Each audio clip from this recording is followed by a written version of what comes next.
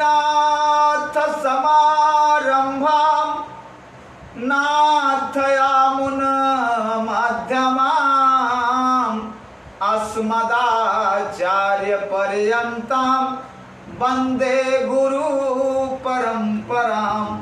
अस्मद्गुरुभ्यो नमः। अस्मत्परं गुरुभ्यो नमः। अखण्डमण्डलाकारं व्याप्तं येन चराचरं तत्पदं दर्शितं येन तस्मै श्री गुरुवे नमः। तस्मै श्री गुरुवे नमः। वंदे शिव जगत गुरु।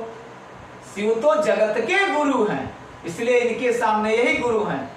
और विद्यार्थी को चाहिए कि शिव की आराधना करे। क्यों? कि वंदे शिव जगत गुरु। प्रेम से बोलिए शंकर भगवान की जय।